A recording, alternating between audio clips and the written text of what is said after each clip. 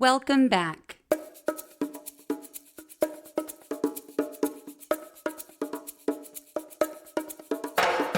Look, I don't know about you guys, but as a political scientist, I get a little bummed out sometimes with all the controversy. And while reading Supreme Court opinions is something I normally find fascinating, it can weigh a bit heavily on one's mood, if you know what I'm saying, even for an optimist like myself. So, today, I'm going to show you that not every decision the court makes is of the sort that will determine the fate of our very democracy.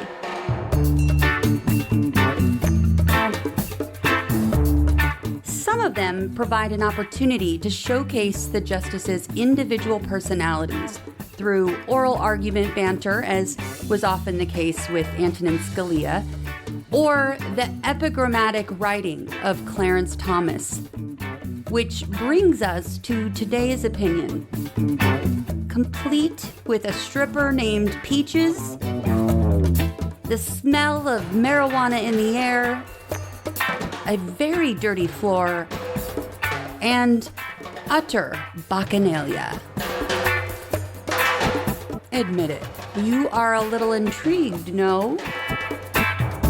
So, without further ado, I give you the 2018 unanimous opinion of the court in District of Columbia v.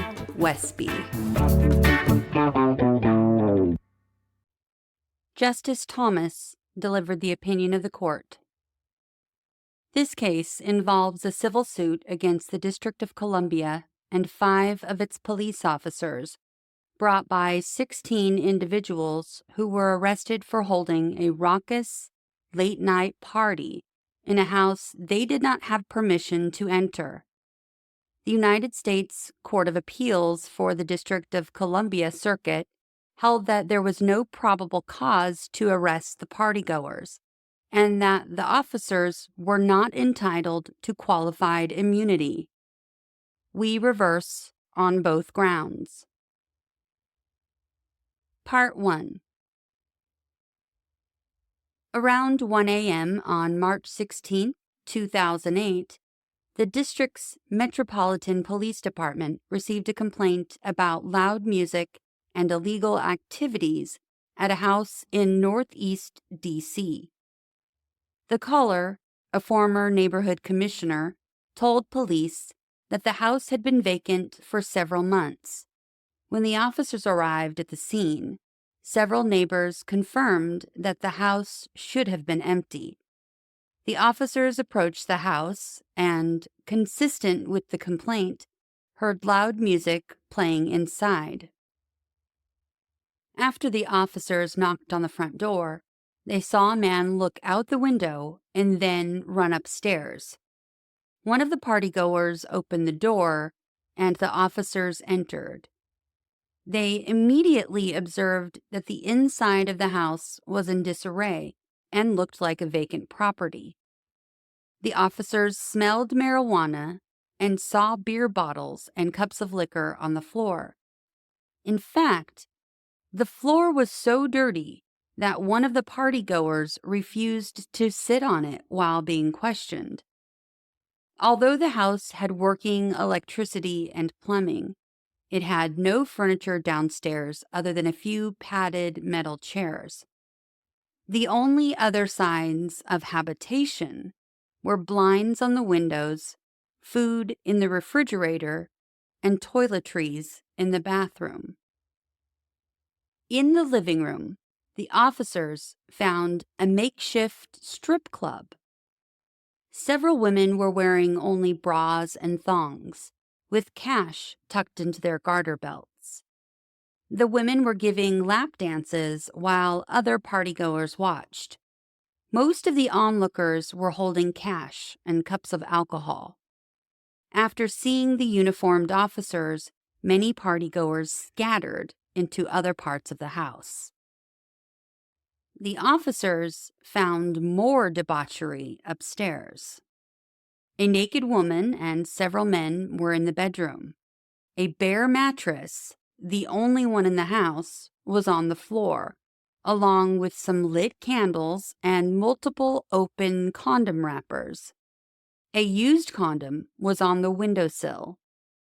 The officers found one partygoer hiding in an upstairs closet and another who had shut himself in the bathroom and refused to come out.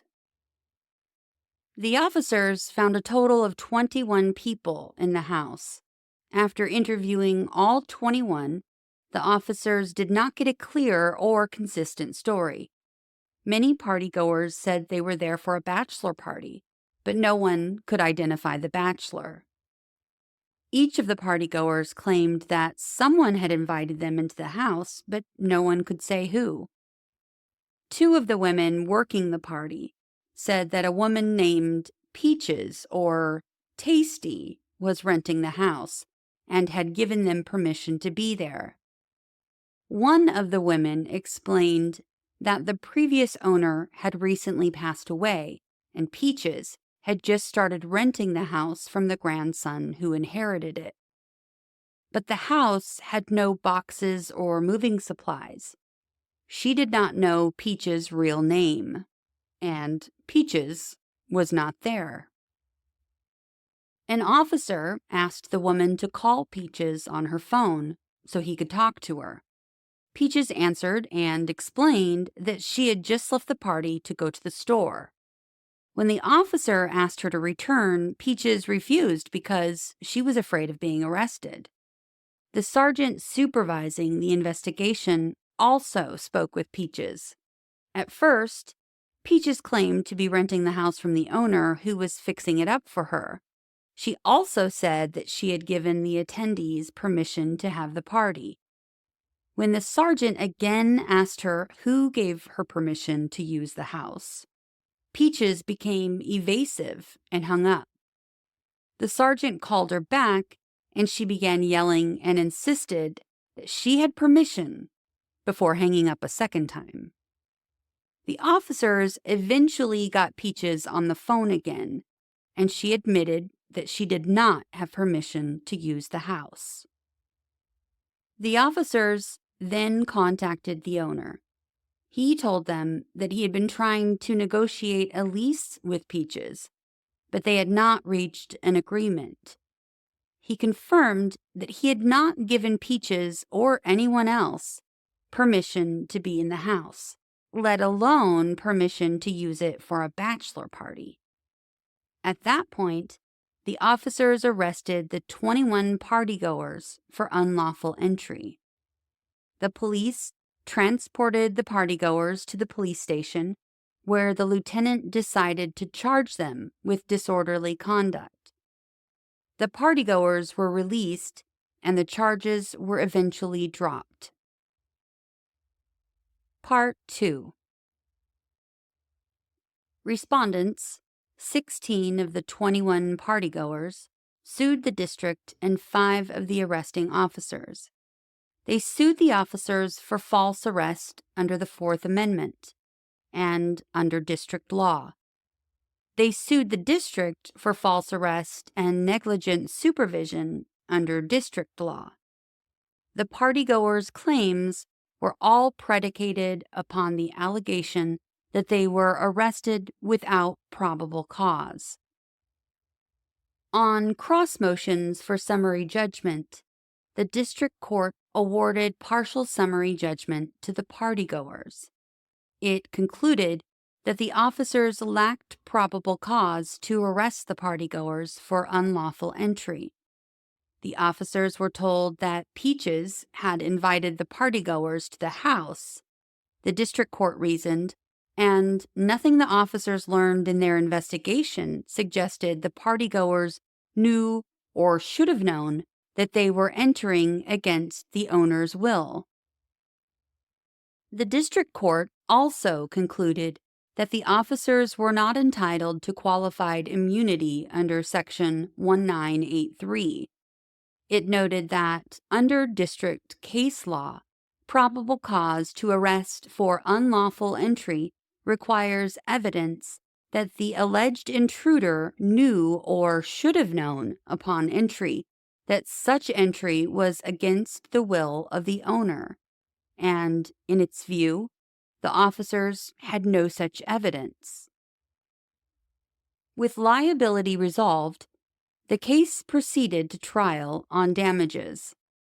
The jury awarded the partygoers a total of $680,000 in compensatory damages. After the district court awarded attorney's fees, the total award was nearly $1 million. On appeal, a divided panel of the D.C. Circuit affirmed. On the question of probable cause, the panel majority made Peach's invitation central to its determination that the officers lacked probable cause to arrest the partygoers for unlawful entry.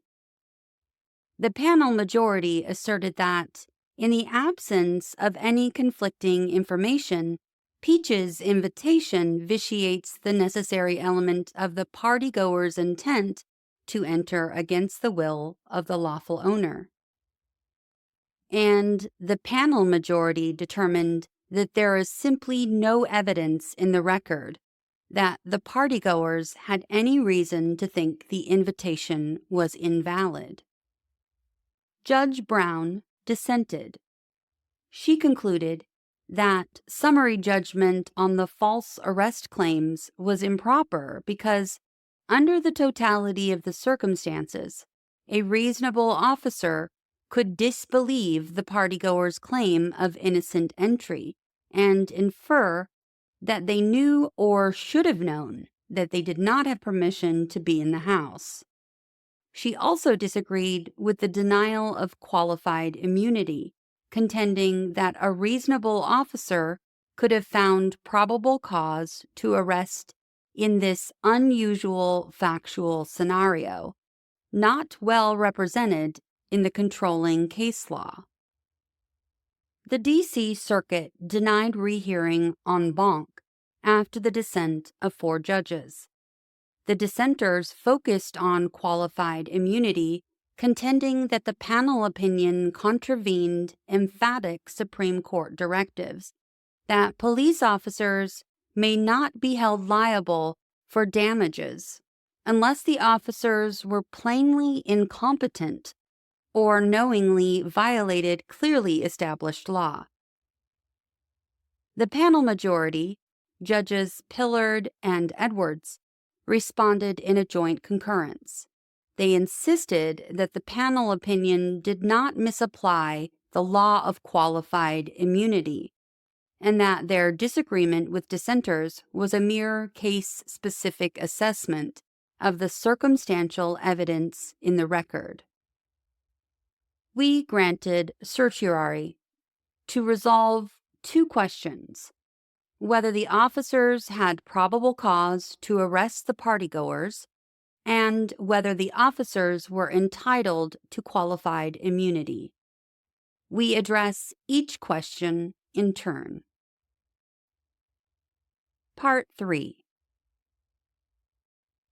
The Fourth Amendment protects the right of the people to be secure in their persons, houses, papers, and effects against unreasonable searches and seizures.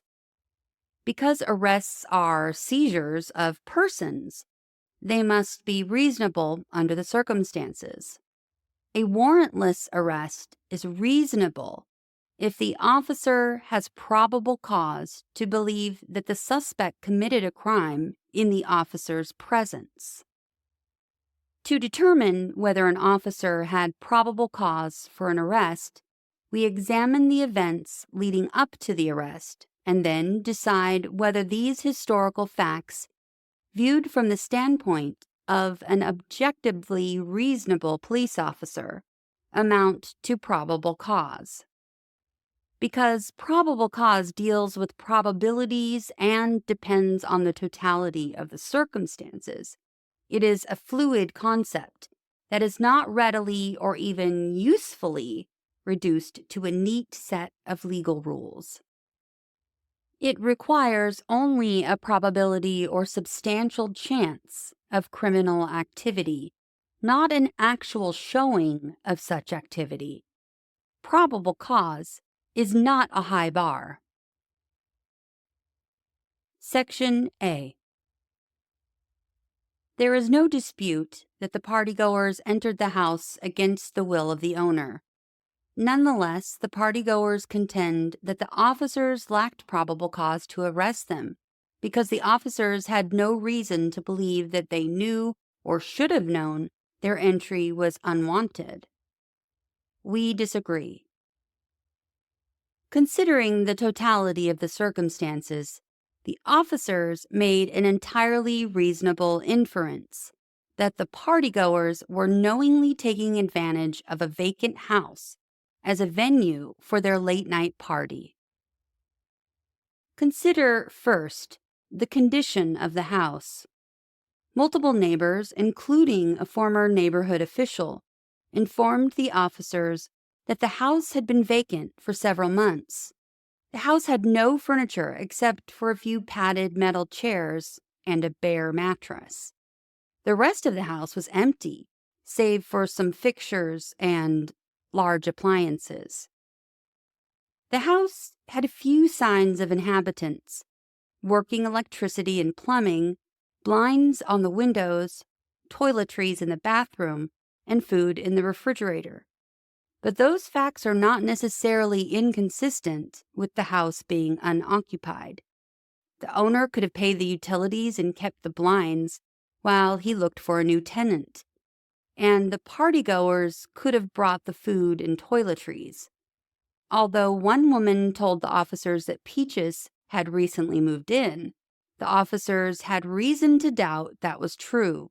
There were no boxes or other moving supplies in the house, nor were there other possessions, such as clothes in the closet, suggesting someone lived there. In addition to the condition of the house, consider the partygoers' conduct. The party was still going strong when the officers arrived after 1 a.m., with music so loud that it could be heard from outside. Upon entering the house, multiple officers smelled marijuana.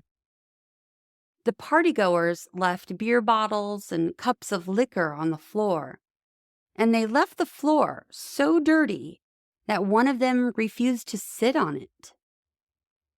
The living room had been converted into a makeshift strip club. Strippers in bras and thongs, with cash stuffed in their garter belts, were giving lap dances. Upstairs, the officers found a group of men with a single naked woman on a bare mattress, the only bed in the house, along with multiple open condom wrappers and a used condom. Taken together, the condition of the house and the conduct of the partygoers allowed the officers to make several common-sense conclusions about human behavior. Most homeowners do not live in near barren houses, and most homeowners do not invite people over to use their living room as a strip club, to have sex in their bedroom, to smoke marijuana inside, and to leave their floors filthy. The officers could thus infer that the partygoers knew their party was not authorized. The partygoers' reaction to the officers gave them further reason to believe that the partygoers knew they lacked permission to be in the house. Many scattered at the sight of the uniformed officers.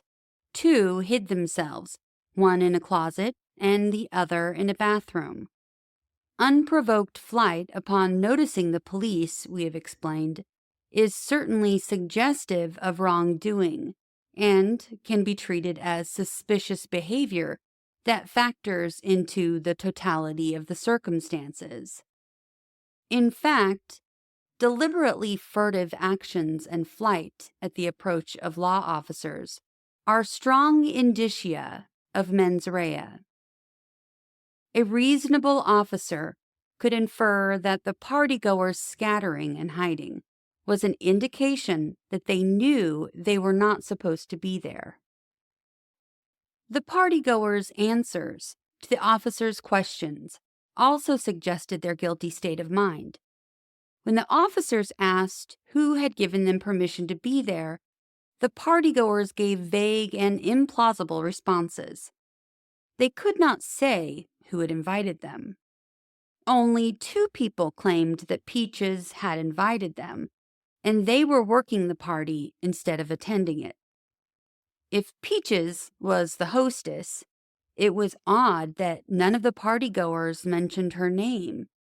Additionally, some of the partygoers claimed the event was a bachelor party, but no one could identify the bachelor. The officers could have disbelieved them, since people normally do not throw a bachelor party without a bachelor. Based on the vagueness and implausibility of the partygoers' stories, the officers could have reasonably inferred that they were lying and that their lies suggested a guilty mind. The panel majority relied heavily on the fact that Peaches said she had invited the partygoers to the house. But when the officers spoke with Peaches, she was nervous, agitated, and evasive.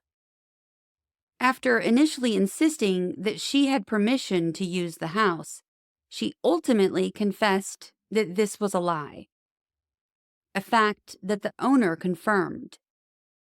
Peach's lying and evasive behavior gave the officers reason to discredit everything she had told them. For example, the officers could have inferred that Peaches lied to them when she said she had invited the others to the house, which was consistent with the fact that hardly anyone at the party knew her name. Or the officers could have inferred that Peaches told the partygoers, like she eventually told the police, that she was not actually renting the house, which was consistent with how the partygoers were treating it. Viewing these circumstances as a whole, a reasonable officer could conclude that there was probable cause to believe the partygoers knew they did not have permission to be in the house. Section B. In concluding otherwise, the panel majority engaged in an excessively technical dissection of the factors supporting probable cause. Indeed, the panel majority failed to follow 2 basic and well-established principles of law. First, the panel majority viewed each fact in isolation rather than as a factor in the totality of the circumstances. This was mistaken in light of our precedents. The totality of the circumstances requires courts to consider the whole picture. Our precedents recognize that the whole is often greater than the sum of its parts, especially when the parts are viewed in isolation. Instead of considering the facts as a whole, the panel majority took them one by one. For example, it dismissed the fact that the partygoers scattered or hid when the police entered the house, because that fact was not sufficient standing alone to create probable cause. Similarly, it found nothing in the record suggesting that the condition of the house on its own should have alerted the partygoers that they were unwelcome. The totality of the circumstances test precludes this sort of divide and conquer analysis. Second, the panel majority mistakenly believed that it could dismiss outright any circumstances that were susceptible of innocent explanation. For example, the panel majority brushed aside the drinking and the lap dances as consistent with the partygoers' explanation that they were having a bachelor party, and it similarly dismissed the condition of the house as entirely consistent with Peaches being a new tenant. But probable cause does not require officers to rule out a suspect's innocent explanation for suspicious facts. As we've explained, the relevant inquiry is not whether particular conduct is innocent or guilty, but the degree of suspicion that attaches to particular types of non-criminal acts. Thus, the panel majority should have asked whether a reasonable officer could conclude, considering all the surrounding circumstances, including the plausibility of the explanation itself, that there was a substantial chance of criminal activity. The circumstances here certainly suggested criminal activity.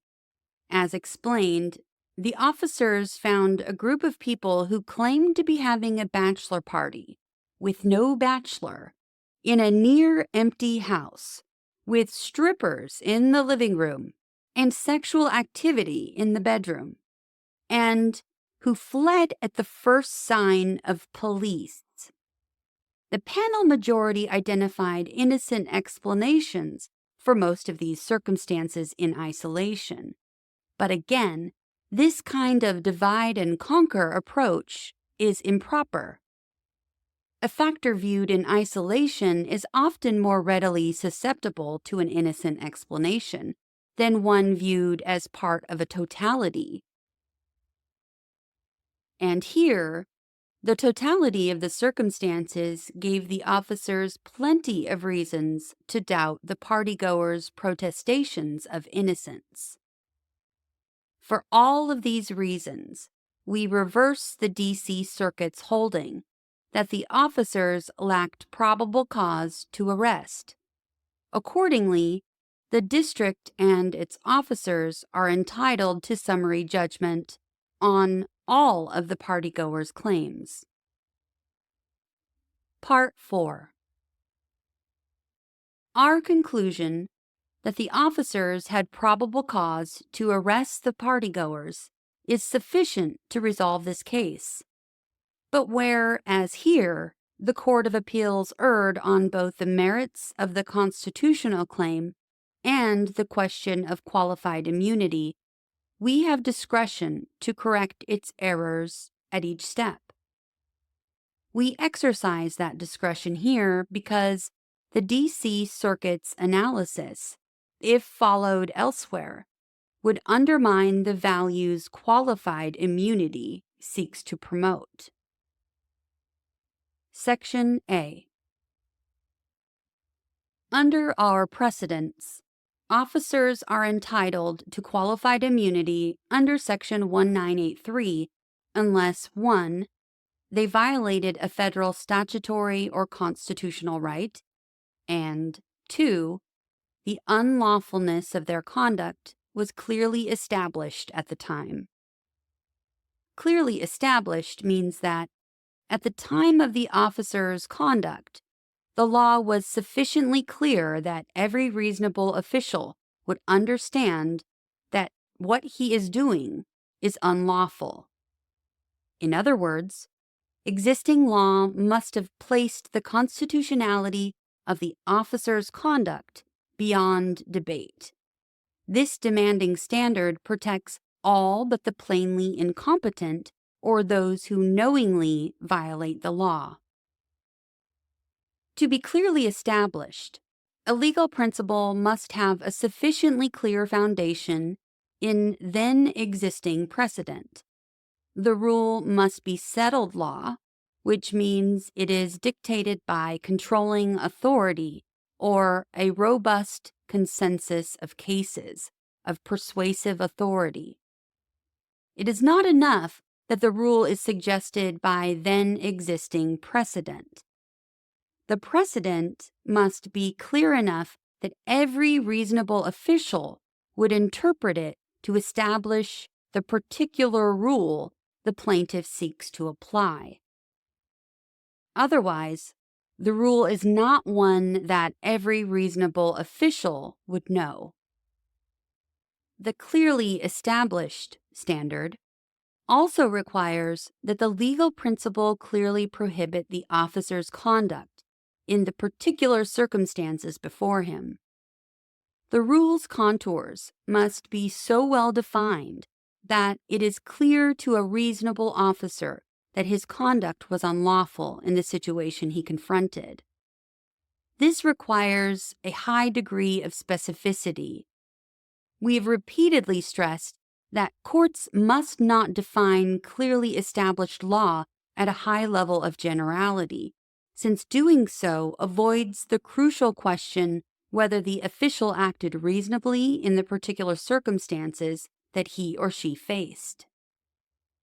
A rule is too general if the unlawfulness of the officer's conduct does not follow immediately from the conclusion that the rule was firmly established. In the context of a warrantless arrest, the rule must obviously resolve whether the circumstances with which the particular officer was confronted constituted probable cause. We have stressed that the specificity of the rule is especially important in the Fourth Amendment context. Probable cause turns on the assessment of probabilities in particular factual contexts, and cannot be reduced to a neat set of legal rules. It is incapable of precise definition or quantification into percentages. Given its imprecise nature, officers will often find it difficult to know how the general standard of probable cause applies in the precise situation encountered. Thus, we have stressed the need to identify a case where an officer acting under similar circumstances was held to have violated the Fourth Amendment. While there does not have to be a case directly on point, existing precedent must place the lawfulness of the particular arrest beyond debate. Of course, there can be the rare, obvious case where the unlawfulness of the officer's conduct is sufficiently clear even though existing precedent does not address similar circumstances. But a body of relevant case law is usually necessary to clearly establish the answer with respect to probable cause. Under these principles, we readily conclude that the officers here were entitled to qualified immunity. We start by defining the circumstances with which the officers were confronted. The officers found a group of people in a house that the neighbors had identified as vacant, that appeared to be vacant, and that the partygoers were treating as vacant. The group scattered, and some hid at the sight of law enforcement. Their explanations for being at the house were full of holes. The source of their claimed invitation admitted that she had no right to be in the house, and the owner confirmed that fact. Even assuming the officers lacked actual probable cause to arrest the partygoers, the officers are entitled to qualified immunity because they reasonably but mistakenly concluded that probable cause was present. Tellingly, neither the panel majority nor the partygoers have identified a single precedent, much less a controlling case or robust consensus of cases, finding a Fourth Amendment violation under similar circumstances. And it should go without saying that this is not an obvious case where a body of relevant case law is not needed. The officers were thus entitled to qualified immunity. Section B. The panel majority did not follow this straightforward analysis. It instead reasoned that, under clearly established district law, a suspect's good purpose and bona fide belief of her right to enter vitiates probable cause to arrest her for unlawful entry. The panel majority then concluded, in a two-sentence paragraph without any explanation, that the officers must have known that uncontroverted evidence of an invitation to enter the premises would vitiate probable cause for unlawful entry. By treating the invitation as uncontroverted evidence, The panel majority assumed that the officers could not infer the partygoer's intent from other circumstances, and by treating the invitation as if it automatically vitiated probable cause, the panel majority assumed that the officers could not disbelieve the partygoer's story. The rule applied by the panel majority was not clearly established because it was not settled law. The panel majority relied on a single decision, Smith v. United States, 1971. The defendant in Smith, who was found trespassing in a locked construction site near midnight, asserted that he was entitled to a jury instruction explaining that bona fide belief of a right to enter is a complete defense to unlawful entry. The D.C. Court of Appeals affirmed the trial court's refusal to give the instruction because the defendant had not established a reasonable basis for his alleged bona fide belief. Smith does not say anything about whether the officers here could infer from all the evidence that the partygoers knew that they were trespassing. Nor would it have been clear to every reasonable officer that in these circumstances, the partygoers' bona fide belief that they were invited to the house was uncontroverted. The officers knew that the partygoers had entered the home against the will of the owner, and district case law suggested that officers can infer a suspect's guilty state of mind based solely on his conduct. In Tillman v. Washington Metropolitan Area Transit Authority, 1997, for example, the D.C. Court of Appeals held that officers had probable cause to believe the plaintiff knowingly entered the paid area of a subway station without paying. The court rejected the argument that the officers had no reason to believe that the suspect was knowingly in the paid area because the officers reasonably could have inferred from the suspect's undisputed conduct that he had the intent required. The court emphasized that officers can rely on the ordinary and reasonable inference that people know what they are doing when they act. The court also noted that it would be an unusual case where the circumstances, while undoubtedly proving an unlawful act, nonetheless demonstrated so clearly that the suspect lacked the required intent that the police would not even have probable cause for an arrest. And the fact that a case is unusual, we have held, is an important indication that the officer's conduct did not violate a clearly established right. Moreover, existing precedent would have given the officers reason to doubt that they had to accept the partygoer's assertion of a bona fide belief. The D.C. Court of Appeals has held that officers are not required to take a suspect's innocent explanation at face value. Similar precedent exists in the federal courts of appeals, which have recognized that officers are free to disregard either all innocent explanations or at least innocent explanations that are inherently or circumstantially implausible. These cases suggest that innocent explanations, even uncontradicted ones, do not have any automatic probable cause vitiating effect. For these reasons, a reasonable officer, looking at the entire legal landscape at the time of the arrests, could have interpreted the law as permitting the arrests here. There was no controlling case holding that a bona fide belief of a right to enter defeats probable cause, that officers cannot infer a suspect's guilty state of mind based on his conduct alone, or that officers must accept a suspect's innocent explanation at face value. Indeed, several precedents suggest the opposite. The officers were thus entitled to summary judgment based on qualified immunity.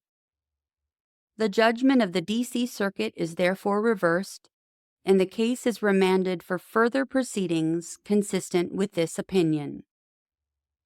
It is so ordered.